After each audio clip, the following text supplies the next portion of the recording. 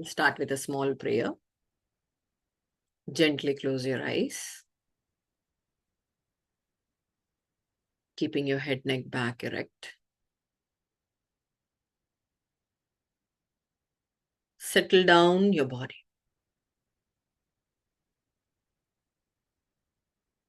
And now the body is nicely relaxing.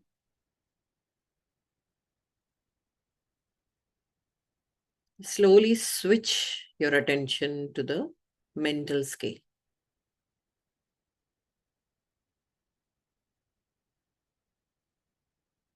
The mind is now overworking with all the information.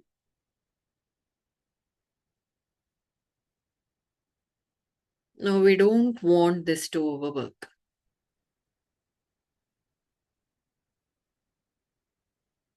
Pay attention to the mind and tune it down.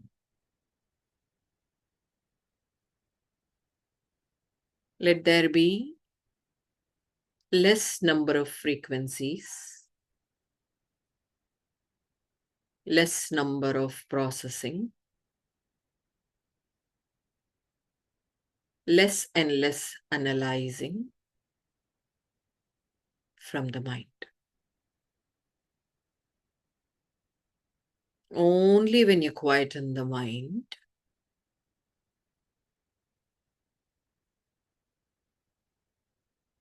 you get to feel the inner shine.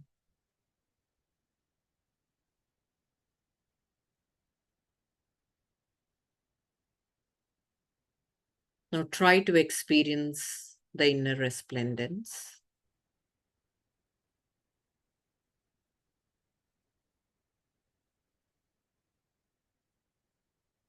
Slowly get a hold of it.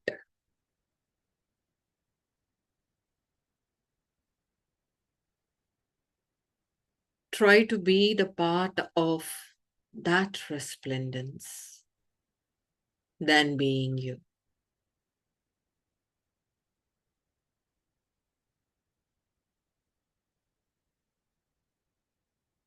Let the inner shine spread everywhere, pervade everywhere.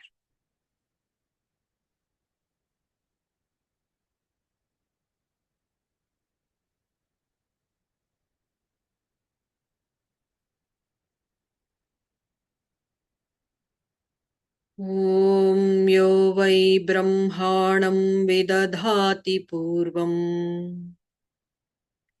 यो वै वेदांश्च प्रहिणोति तस्मै तगुंहदेवमात्मबुद्धिप्रकाशम् मुमुक्षुर्वै शरणमहं प्रपद्ये ॐ शान्ति शान्ति शान्तिः.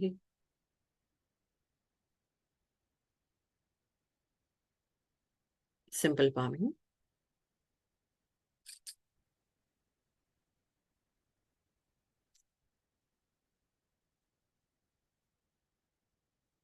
In the previous lesson,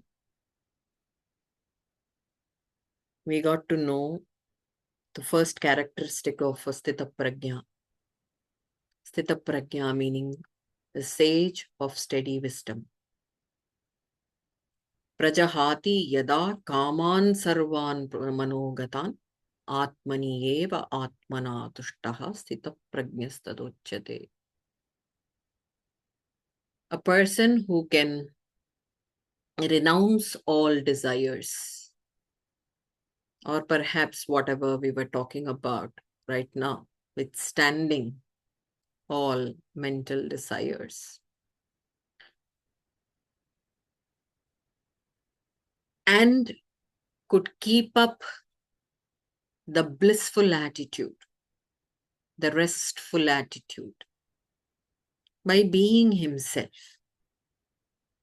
He is a sage of steady wisdom.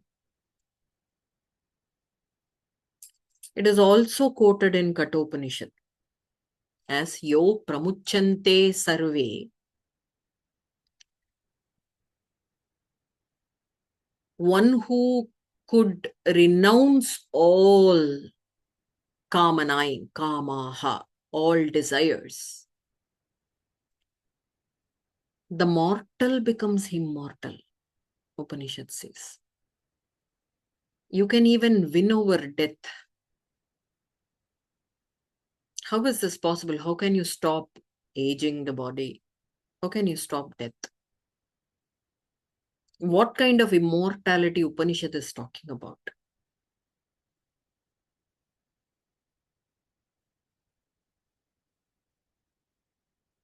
Immortality is the sense of complete self-awareness, complete realization of, total realization of self.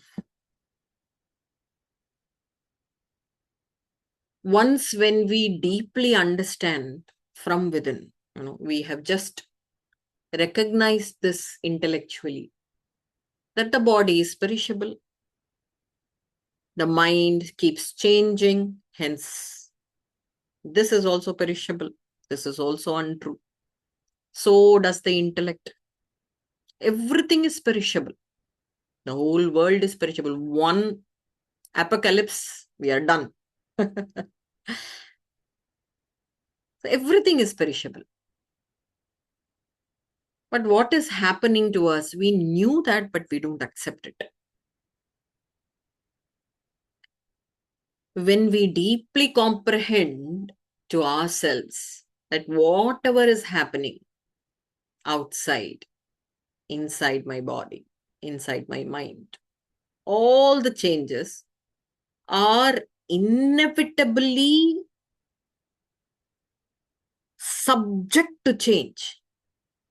Hence it is untrue. Hence I don't associate with this. When I decide firmly that I won't associate myself with the body and mind, and slowly we come to that pivotal point that there is this existential self much, much beyond this body and mind. I was there, I am there, I would be there. That's what Nico was also appreciating. This particular statement had definitely thrown an impact. So, physical death happens. Winning over death is not just, you you are living for 500 years, 800 years like a tortoise. No. Winning over death means you're always there. Like the soldiers, immortal in the memory. Like the saints. Who is Ramana? Have you ever seen? No. I didn't even try to look at his picture, Lalita. I don't know. I just knew from your words, But we know he is immortal. He lived immortal. Even after his physical death, he is immortal. Krishna is talking about, Kathopanishad is talking about that immortality, realizing the self.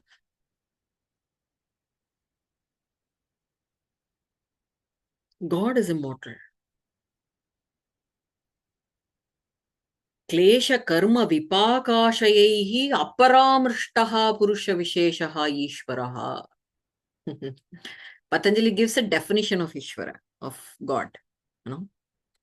He says, one who is away from the afflictions of klesha, the misery, the causes of 5 causes of misery I've been mentioning, misery, karma, is away from the boundaries of karma, and also the reservoir of karma. There is one karma that is acting, that is now, prarabdha, that's acting in the present moment, What is that called? Prarabdha, sanchita, prarabdha it is called, prarabdha karma. But there is one another, which is called a sanchita karma, reservoir of karma. Perhaps this is your 14th life. What happens to those reservoirs of all the 13 lives before? You will carry them also. But God is such a principle, such a witness principle.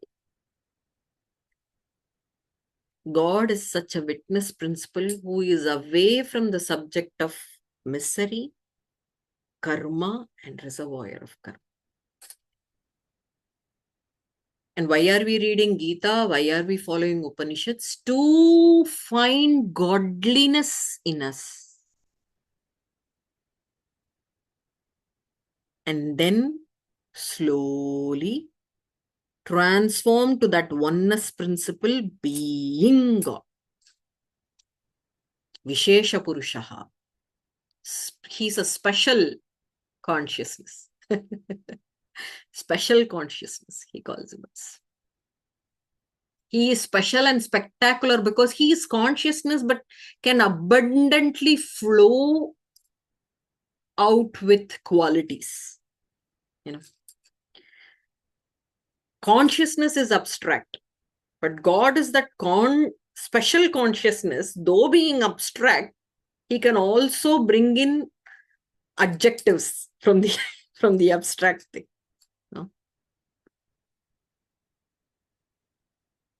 Okay, coming back to the state of Sthita Prajna, being godly, being sage-like, is to have that steady wisdom. What is wisdom here? Not learning Sanskrit, not doing yoga practice. Pure awareness of finding the difference between real and unreal. Pure awareness of differentiating between truth and untruth. That is changing. This is not me. Oh, I don't change here at all. Existence. Oh, I was existing. I will be existing. Existence will not change. This is me. Peace. When I drop all my associations with the body and mind, what is remaining? Anando Brahme Divyajanat. Ananda remains. I am that Brahman. Ananda alone remains. No, this is not disturbing. This is not changing. How is that not changing? This is me. So, ultimate wisdom to its perfect notch. Not just, okay, let me apply this tomorrow. No. It's steady. It is there. That is Sthita Prajna. Now, we are moving into that was a quick recap of the previous session. Now we are moving to next shloka, 2.56. Again, it elucidates the characteristics of Sthita Prajna. Dukkeshvanudvignamanaha. Dukkeshvanudvignamanaha.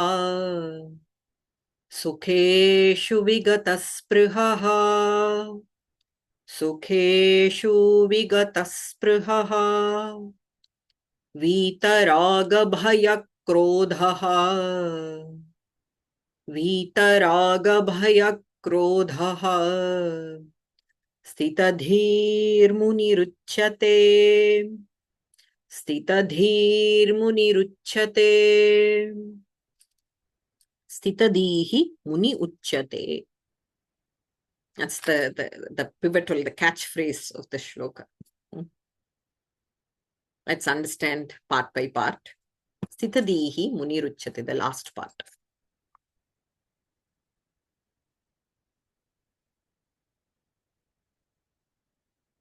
Who is a muni?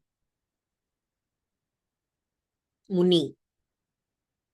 The word muni in Sanskrit means a sage, a seer.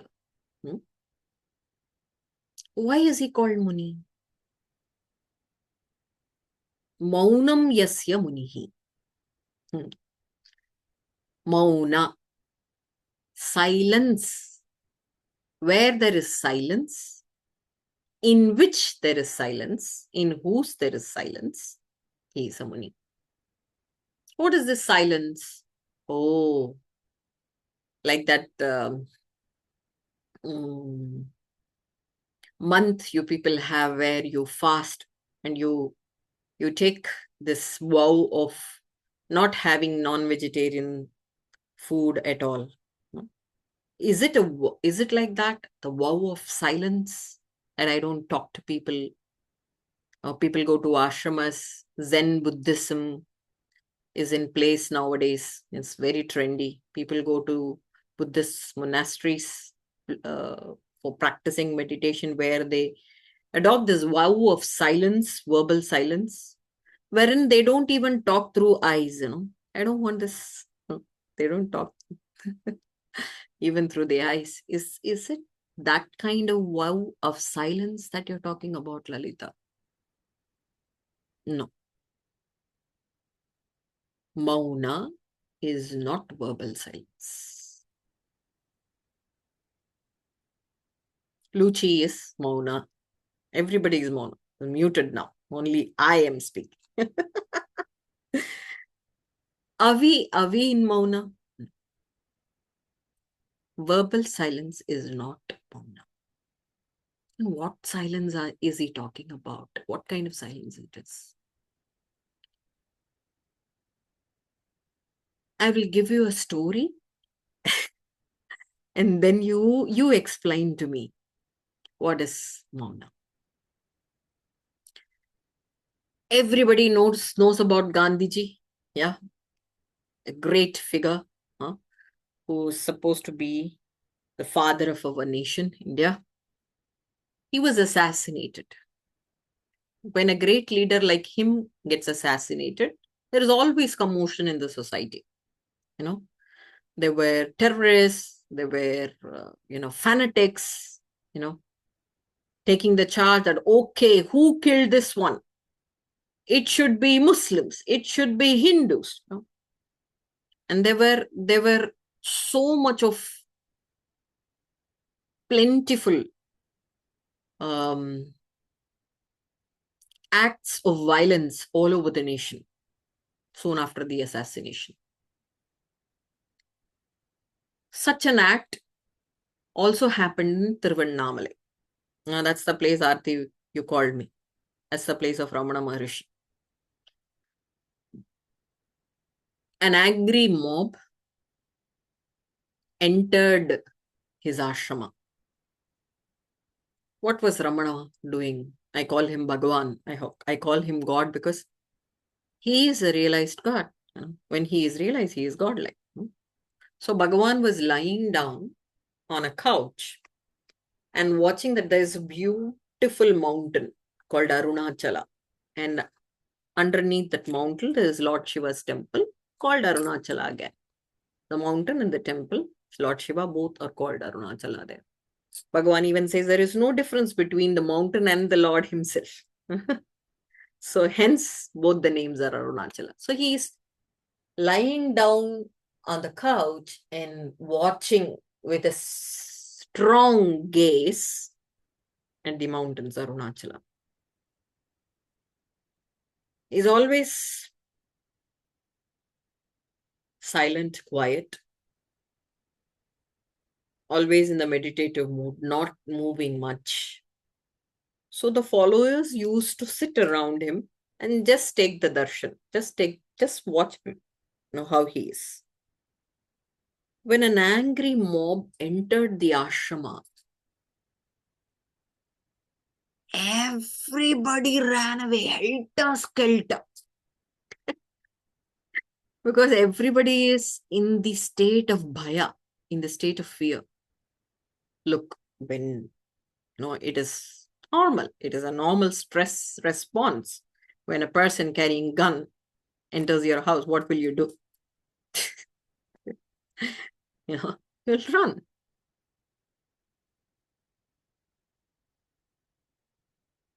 But Bhagavan didn't even blink his eye. He didn't move.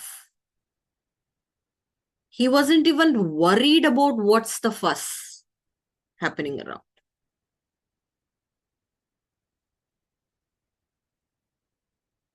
The angry mob were after the people who were running, but couldn't do anything to Bhagavan. The motive of the angry mob was to create destruction in the ashrama. Why didn't they do anything to the master? They couldn't. How is this possible? Does he know magic? Or did some powers on the angry mob and don't come to me? No, no.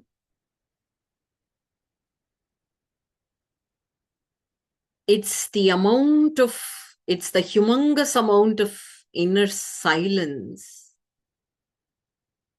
of whatever happening outside is unreal. What this is real, I'll stick to the real and not reacting to the situation made the difference. Do you mean to say, Lalitha, when a person armed is coming to shoot me, I shouldn't run? That's awkward. I'm saying we often respond in such a manner to stressful situation, even if it is a word of curse, like an armed man pointing the gun to our head.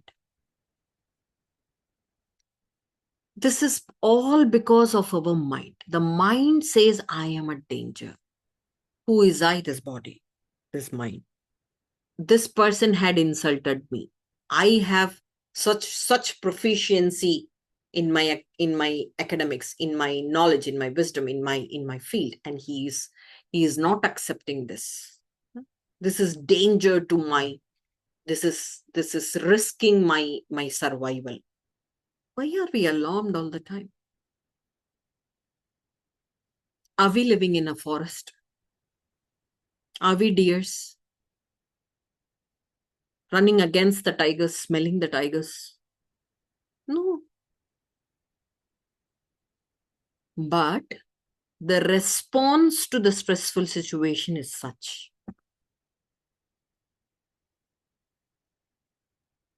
I'm attending some classes of anatomy and physiology where the nervous system, the brain and the nervous system, I've been told that brain and nervous system knows no difference between an earthquake and a boss screaming. It doesn't know any difference. It responds in the same manner. My God. What does this mean? It means even if there is a huge stress, I would not be able to act in a better manner because I've been acting so badly, worsely, utilizing all my resources, body reservoirs of energy supply every day because of a torturous or a poisonous relation, whatever the term shall be, or between me and my partner, or between me and kids, between me and the boss. Which means if there is any fire accident, I'll be stoned. I wouldn't be acting. Why? Because I've been utilizing all the stress responses. I'll be utilizing all the resources. Already now I'm emptied. Now Krishna says, why do you do? You have to imitate a Muni. Copy paste. That's so simple, no? That's the simplest thing that we do every day. Google Wikipedia's copy paste. Copy the attitude of a Muni, Mauna. Silence towards the outside triggers, external stimulus. Why should I be silent? Not react or respond? Because they are untrue, simple. If you think that this worry of yours will not last long, there would be a sense of excitement coming up in the cycle. And again, that exciting element will not last long. You will come down. There would be worry waiting. There would be trouble waiting. Hence, this cycle will not last long. Therefore, it is untrue and I will not show any. How will you respond to a madman on the road? Will you keep on watching at the person? What is he doing? What did your mother say? Oh, don't make eye contact. Don't see. Don't look at him. Don't look at that fellow. When you make an eye contact, the madman comes to you and he can act weirdly with you. No? So when there is a mad race happening outside, when there is an angry mob outside, what will you do? Don't make eye contact. Don't make contact at all. That is science. That is Mauna. If you have that state of Mauna, then you are a Muni. I don't want to be a Muni. I am a normal lover. I want to, work in my firm, speak against people, speak for people. That's my duty. Do your duties, discharge your duties. There's no problem. While discharging your duties, what are you doing? You're getting entangled into the role. What happens when you are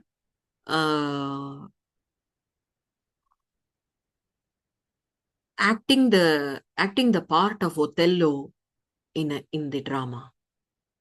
Will you die? I will die because Othello died. Will you stab yourself? No. But what are we doing in our real life? We are becoming the role. There's no becoming that is essential. It is being that is essential. Discharge your duties, but not getting entangled. Let the outside circus be circus. You better be better be a witness, enjoying that circus. When you're inside the circus, you're done. Huh? Trampled by the elephant or caught by the tiger. No? Because you don't know the drill. This Mauna of Ramana Bhagavan is what is essential. And this makes your wisdom steady. What wisdom?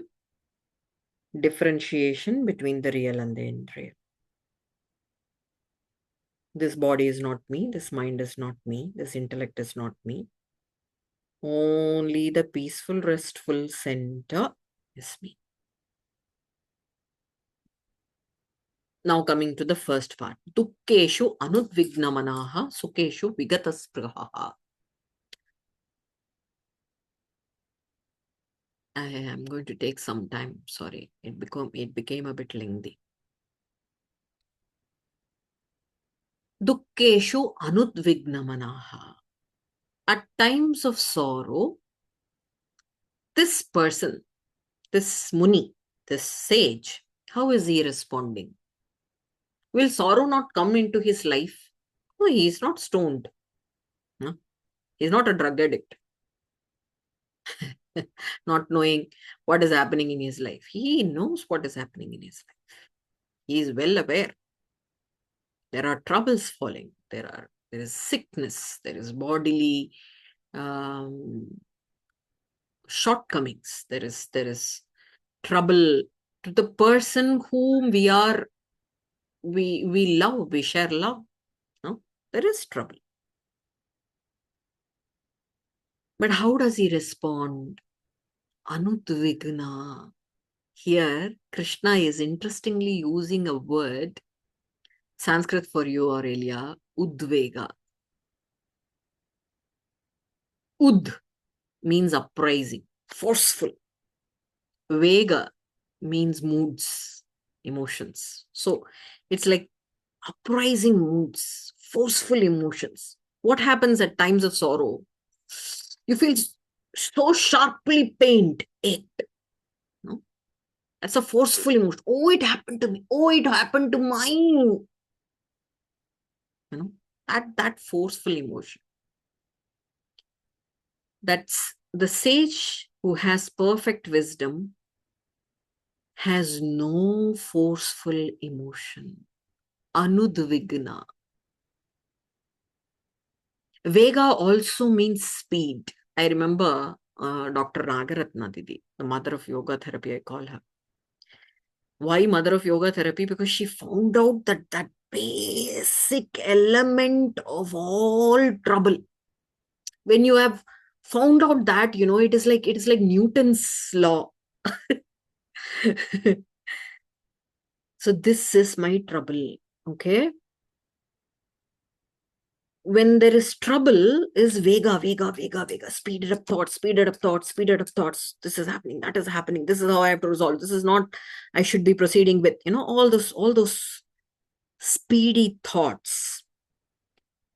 Ratna Didi says, you have to just be aware that when or your mind is processing with this speedy thought. When is your mind processing like that? When it is doing that, stop, take a pause, and then reverse it. Slow it down. Slow down the process. So she says, stress equals speed. Slowness equals key to success. What? Slowing down the action, I have to go slow like this, always doing the slow-mo, like the iPhone captures slow-mo motions, no? Slowness up here. When is the mind slow? When you're trying to write a poem. When is the mind slow? When you're designing a bowl and carving a blue paint on it. When is the mind slow? When you're simple, when you're threading the needle. It has to go slow. Your hand has to be steady. So slow mind will make the action beautiful and perfect. Apply the same in your day-to-day life. Slow down your mind. How do you do it? Slow breathing actions. Hence, we start our yoga sessions with breathing practices. Inhale, exhale. Yeah. To bring that slowness. Now, this udvega, anudvigna, there is no udvega, there is no speedy actions. There is no speedy mind. When there is no speedy mind, the wisdom becomes steady. He does not feel the sorrow anymore as sorrow. He does not feel the trouble to be anymore a trouble. I'll give you an example, an innumerable example. But again, a story from Mahabharata or Shrimad Bhagavatam. There was this friend come devotee of Lord Krishna called Sudhama or Kuchela. He's also called as Kuchela. He was poor, remained poor his entire life. Poor in the sense, getting one meal a day itself is a big question. Interestingly, he had a wife and 8, 9 kids or something. That's about India, okay? Please don't judge.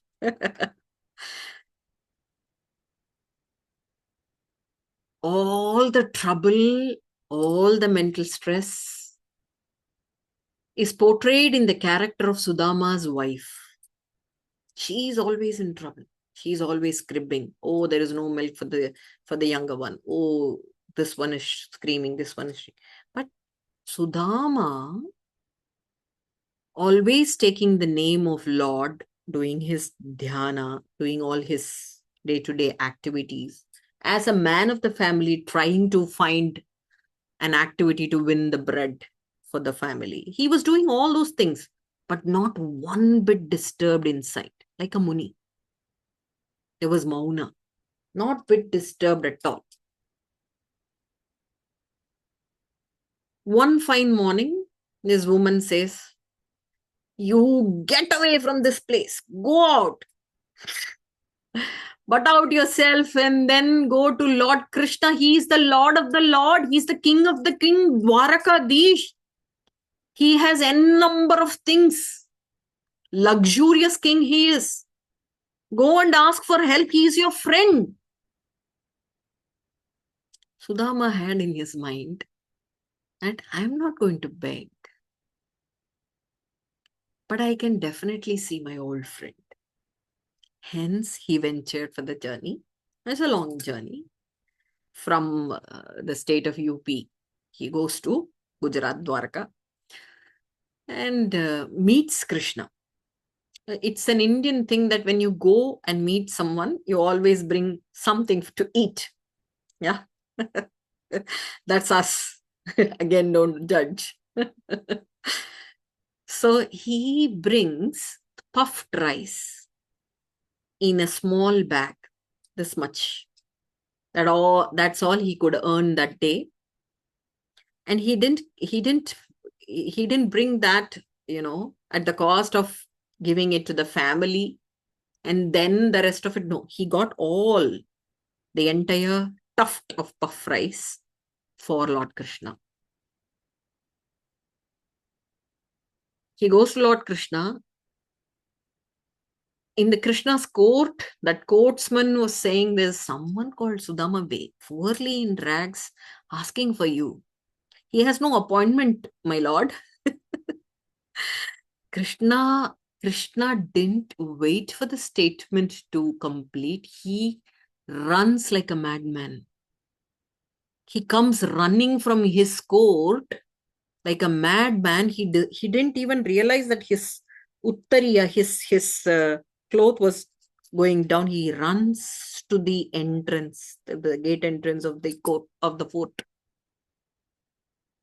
And then looking at Krishna running, Rukmini, his queen also runs, because it should be some important person. It should be an important person, not because he is the richest of the richest king, but because he should be morally good and spiritually active.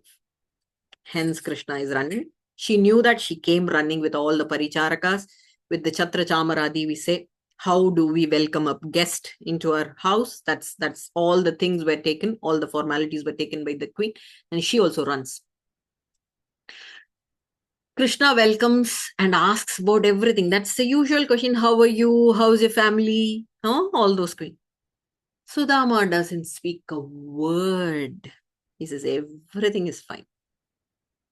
All is good. Huh? Why so? Because it is not a lie. What do? We usually lie. But Sudama was true in his heart.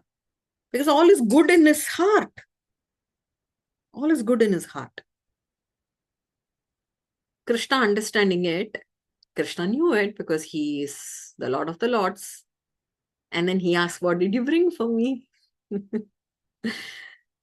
And then with a shameful attitude, I could just bring this one, it's a small, pouch of puffed rice. He couldn't even say. Krishna grabbed and started eating it. 1, 2. And the third time when he ate, Rukmini stopped him. She said, You are overdoing. That was her statement. The Bhagavatam, Shrimad Bhagavatam, interestingly gives a camera picture at the same time on Sudama's house. When he ate the first tuft of the puffed rice, the house became a palatial, the hut became a palatial house. In the second tuft, all the luxuries that is wanted are being filled in. In the third tuft, Rukmini said, you are overdoing. Moral of the story: Lord's compassion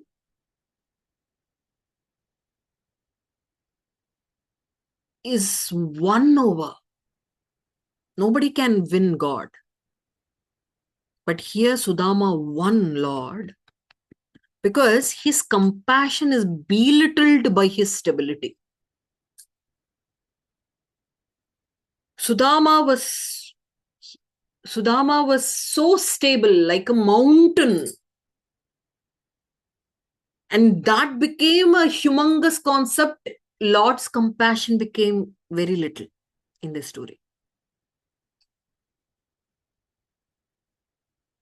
Moral of the story too, only when you are that stable, compassion of the Lord, grace of the Lord enters your life. When you are power hungry, when you are desire hungry, when you are hungry for comforts, when you, there's more things, mistrust also happened. Huh? When you are hungry and asking God, you are supposed to give me this, fetch this for me. Nothing will happen.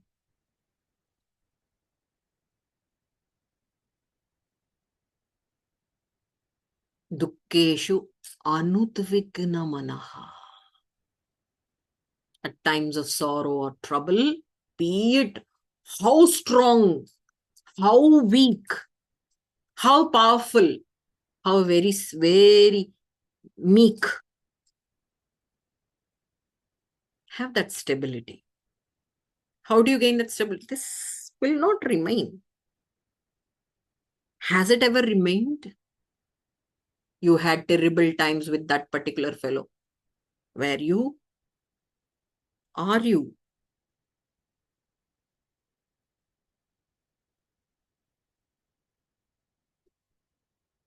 Terrible times will also pass. Beautiful times will also pass. Terrible times will occur. Again, it will not remain. It will go. This is a cycle. Why is this? This is mad race. Then don't get into it. That's the life lesson. Don't get into it. This will happen. This will go.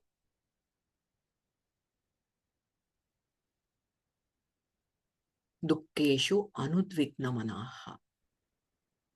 No speedy thoughts, no speed, no forceful emotions. You sort of embracing. Is this beautiful word in Hindi, har. I used to say, har is not just loss, it also means loss of life, loss. You lost the battle. Har is also means garland. I used to tell people that when you take har, the losses of life, as his garland, as his gift, you will not have those forceful emotions, those towering emotions. Take it as his gift, come what may. Dukkeshu anudvikna manaha. Sukeshu vigata sprihaha. You have to understand you're not only working upon the trouble time, you should also work while you are sitting on the hot spot. You're having good time with your friends, good time with your family. Always remember that will also pass. So what should we do? Don't get super excited. What happens when we are excited? Again, energy loss. What does yoga talk about? Reserving energy. Reserve energy, reserve energy. How do you spend energy? With all sensual inputs and outputs. All the sensory organs are playing their role and wasting all this energy, the prana shakti. Now, by not applying contact to that sensory inputs and outputs, that is pratyahara. Na? Swa vishaya asamprayoge chittasya swarupa anukaraha iva indriyanam pratyaharaha, says Patanjali. When there is no contact established between you and the sensory inputs, and what happens? The chitta, the mind goes into a dramatic state where I am not here. My God, where I have been, there is no existence of me. The mind, there is no existence of mind, and starts to delve in self as if. How beautiful, no? That's a beautiful definition of Patanjali. I'll repeat again. Huh? I can sense that you didn't get it. Okay. What happens when we establish contact with the sense object? Okay. Oh, I forgot the desert's name, the name of the desert. Papanash. Papanash. Yes. Thank you. Thank you for the trigger. Triggers are needed. Huh? So when there is papanash and there is sensory tongue, when you're having the dessert or good ice cream, no? So when there is this contact is happening, there is immense joy. There is immense joy. Is it wrong to have that? No. But remember, when you have immense joy, you spend energy. You get tired. Why do you go for a cinema theater? To get entertained. To have full circle of happiness. Yeah. What happens after watching the film 3 hours or 2.5 hours, come back home? You need chai. Oh my God. There's still sluggishness in my head. So, getting entertained, getting happiness from the sensory input spends energy, spends prana shakti. Now, how does Rishi do it? They keep the papanash here and their mind here and not establish any contact even while having it. They can have papanash, lentils, curd, rice, all put together. We'll say, what is this? Because there is no delivery of happiness through this tongue for them. You understood the point? So when there is no delivery of happiness through the tongue, they are already in the happy state. The mind seems to go into the state of void and resolve itself to the self. Revels in the self. Chittasya swarupa anukaraha. It goes into the swarupa, it goes into its original nature. That's that anukarana. That's just a drama. Mind cannot be self. It's just a drama that mind plays. But that's necessary. Otherwise, how will you practice pratyahara? Pratyahara gives you a practice. And then hence pratyahara is a preparatory exercise for meditation, for dhyana, they say. Slowly, slowly, the mind prepares itself. Oh, really? I don't have any existence at all? And then slowly drops the state, for sure, for real. Where have I gone? Sukeshu vigataspriha. So when there is times of pleasure, hence the sage does not establish contact with the sensory pleasure. He is not excited. Hence his energy is not spent. Instead, on the contrary, he reserves energy.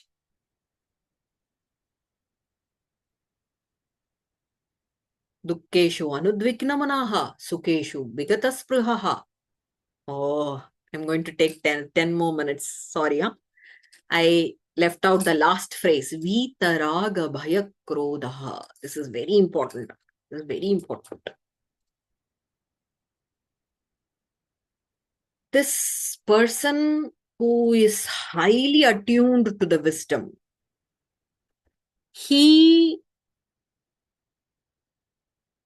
is free from raga, bhaya, krodha, attachment, fear, and anger. Attachment, he is free from attachment, he is free from fear, he is free from anger. Why is he talking only about these three emotions? Why Krishna is talking about these three emotions? One is the mother and two are the kids. Attachment is the mother. Fear and anger are the kids. What happens when you're attached with your parents? You're always fearful. Oh my God, they are nearing 70s. What is going to happen? When you're attached to your kids, what happens to your mind? My God, she is not studying properly. How well can she stand on her legs?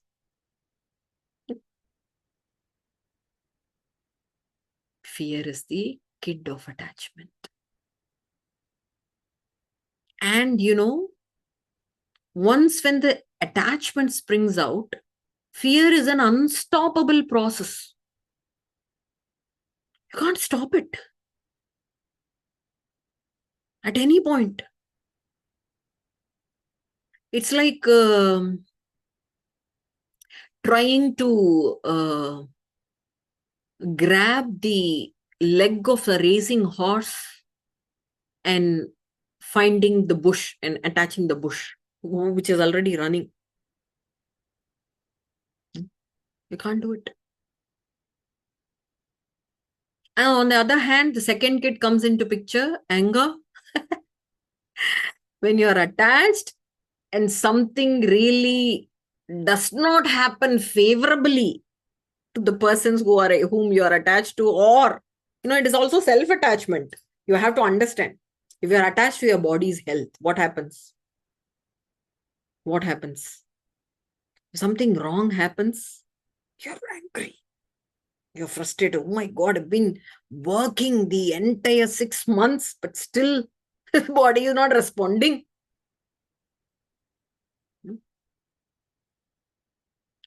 Anger is the output of unfavorable things falling onto attached things.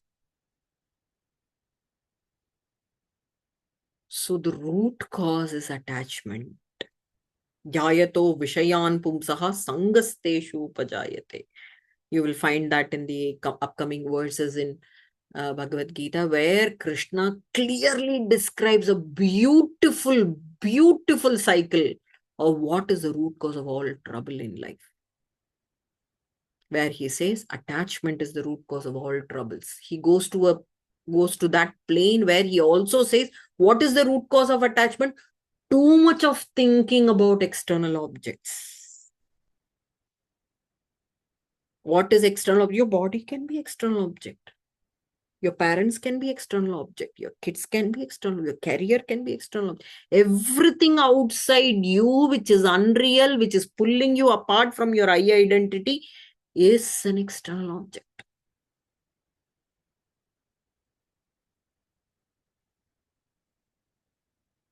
When you're too much thinking about it, attachment happens. People are attached with profession. People are attached with self-image. People are attached with relatives. People are attached with conditions. Life conditions. What do we get as a result? Anger, fear in the process.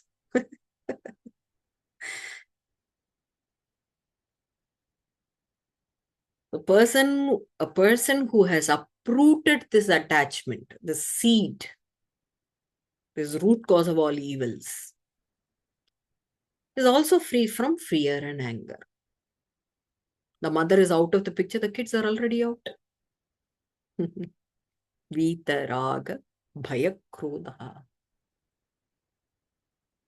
So the Muni is, I'm now bringing a conclusive picture of the entire shloka.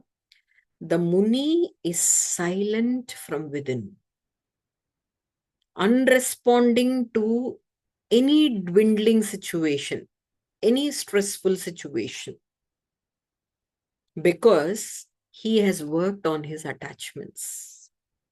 He has uprooted his attachments and hence free from bhaya and krodha, fear and anger. Hence, when there is a storm befallen, there is so much of bad storm happening in life, troublesome storm, he is not falling into the situation with this towering emotions, towering reactions. No udvega. He could do that. And at the same time, when there is moments of beautiful eustress, we call it as eustress, moments of euphoria, happiness, he is not super excited also. Why? For the one reason that he knows that this is unreal. Hence, steady wisdom, sage of steady wisdom, sthita prajna. Hence, he is the sage of steady wisdom.